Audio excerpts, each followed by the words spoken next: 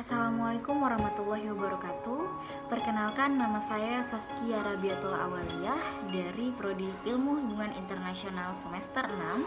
Hari ini saya akan memaparkan suatu penjelasan untuk mata kuliah model pembangunan ekonomi, yang mana hari ini akan membahas tentang pertumbuhan ekonomi. Nah, sebelumnya, menurut Sadono Sukirno, apa sih pertumbuhan ekonomi itu? Pertumbuhan ekonomi adalah suatu pertumbuhan ekonomi yang diikuti oleh perubahan struktur dan corak dalam suatu kegiatan ekonomi. Nah, adapun aktor-aktor yang terlibat dari suatu pertumbuhan ekonomi itu ada 3. Yang pertama yaitu pemerintah, yang kedua adalah perusahaan, dan yang terakhir adalah rumah tangga.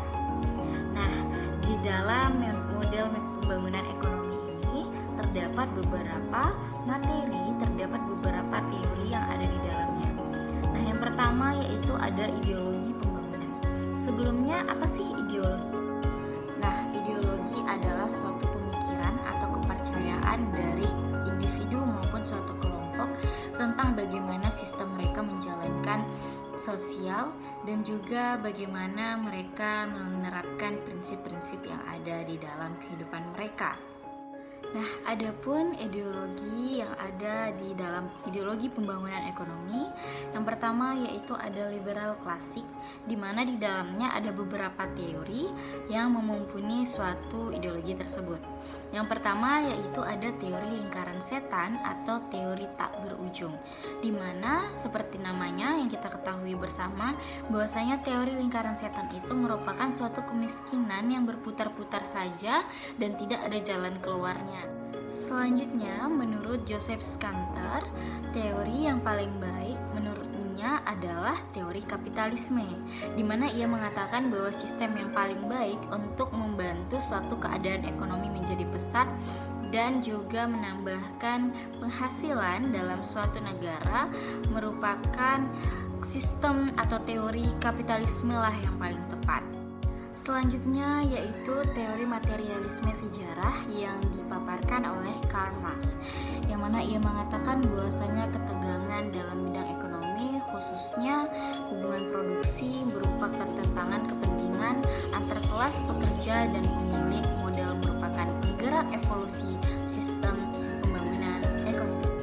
Selanjutnya yaitu teori under consumption yang dipaparkan oleh John Hobson. Seperti namanya, di mana maksud dari teori ini merupakan teori yang menjelaskan tentang di bawah konsumsi. Nah, menurutnya peningkatan efisiensi teknik organisasi industri ini telah menyebabkan peningkatan suatu output dari industri. Nah, sedangkan keuntungan dari peningkatan tersebut tidak didistribusikan melalui upah yang layak kepada para pekerja, sehingga peningkatan kuantitas produksi tidak seimbang dengan peningkatan ekonomi. Inilah yang dimaksud oleh John Hobson dalam teorinya yang berjudul under consumption.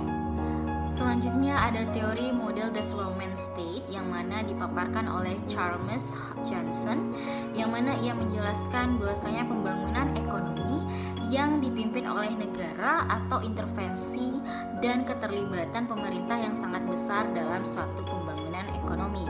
Jadi, suatu pembangunan ekonomi akan lebih baik jika dipimpin oleh suatu pemimpin negara dan atau intervensi dari keterlibatan suatu perusahaan. Nah, materi selanjutnya yaitu level analisis domestik.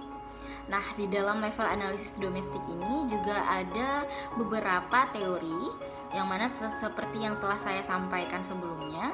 Di sini salah satunya ada teori entrepreneurship. Seperti namanya, teori ini merupakan melibatkan para pengusaha-pengusaha dan bagian-bagian dari suatu perusahaan seperti investor atau inventor dan lain sebagainya.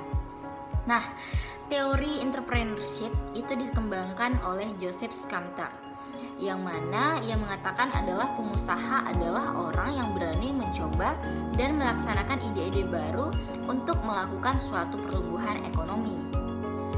Dua hal yang mendukung dengan teori entrepreneurship ini, yang pertama yaitu ada inovator, di mana inovator adalah seseorang yang memperkenalkan suatu hal baru. Dan yang kedua ada inovator, yakni seseorang yang menciptakan suatu hal baru yang akan dipasarkan dan mendukung suatu pertumbuhan ekonomi. Selanjutnya ada teori tabungan dan investasi yang dikembangkan oleh Harald de Domar. Nah, ia menyebutkan bahwasanya teori tabungan dan investasi ini adalah teori yang mana menentukan suatu pertumbuhan ekonomi dari tingginya suatu tabungan dan investasi. Apabila tabungan dan investasi tinggi, maka pertumbuhan ekonomi pun naik. Sedangkan apabila tabungan dan investasi menurun, maka pertumbuhan ekonomi pun juga akan menurun. Demikianlah pemaparan UAS saya pada hari ini. Saya mohon maaf apabila terdapat kekurangan dalam berkata. Wabillahi taufiq wal hidayah. Wassalamualaikum warahmatullahi wabarakatuh.